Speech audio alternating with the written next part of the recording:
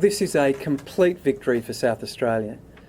This is a massive step forward in the transformation of the South Australian economy to meet our vision for an advanced manufacturing, a high-tech manufacturing economy. The first thing I want to do is to thank all South Australians for standing with us. This was the most improbable victory. We knew that we were literally days away from having the announcement of an overseas Japanese-built submarine. What we do know is in the months that have passed since that time, we have campaigned. We've campaigned to raise awareness about the skills and capabilities of South Australian workers, about the skills and capabilities of the Australian workforce. And one thing I do want to say very clearly to those workers down there at ASC who have had their capacities questioned by people in senior offices. It's their work, the fact that they have, despite those criticisms, kept doing their work on a day-to-day basis and lifted the productivity of those shipyards, which has been an essential part of this decision today. Make no mistake about it, the turnaround in productivity at the ASC shipyards in the light of the Winter-White report and the other reports that were assisting them to change the configuration of the work there down at Techport has turned around that shipyard. So it was always about how things were managed, not about how hard the workers were working, not about how clever the workers were working, but those changes have allowed those workers to deliver the productivity gains, and the fact that they soldiered on at a time when they were under massive criticism is an enormous testament to their skills and capabilities. I know the workers down there personally. My brother used to work on some of these vessels, and they understand that what they're producing, submariners that have to go underwater in those vessels, they understand the significance of what they're doing. They know they're defending the nation, and they are proud of their capacities, they're proud of their workmanship, and they produce high quality work. We can compete with anyone in the world.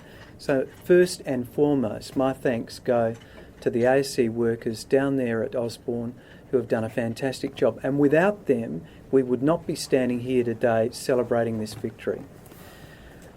What we've done is we've stand up and we fought for South Australia's economic interests. Because in South Australia, if you don't stand up for South Australia, you get nothing. It's like the River Murray. If you don't stand up and fight, no water comes downstream.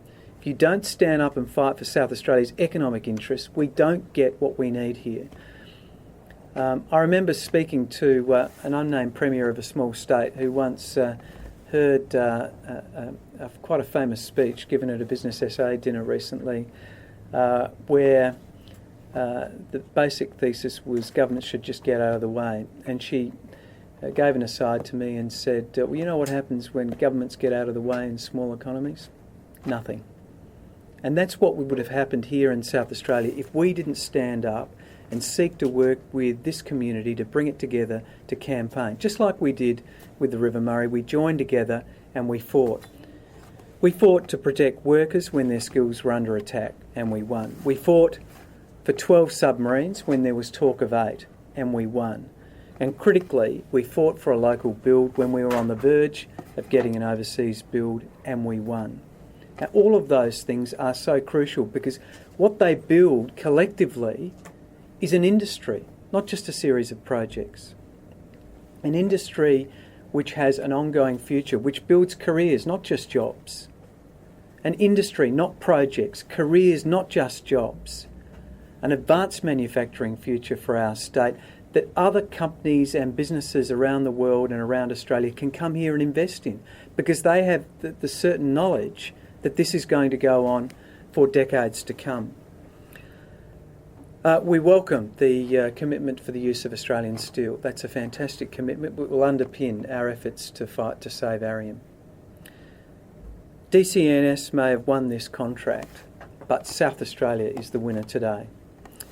I also want to acknowledge the way in which the whole of the South Australian community has come together. It is their victory today. One thing we do very well in South Australia is we do come together. It is one of our great capacities, our capacity to actually work collectively for our future. So this is a great day for South Australia, and I look forward to turning this massive opportunity into a reality.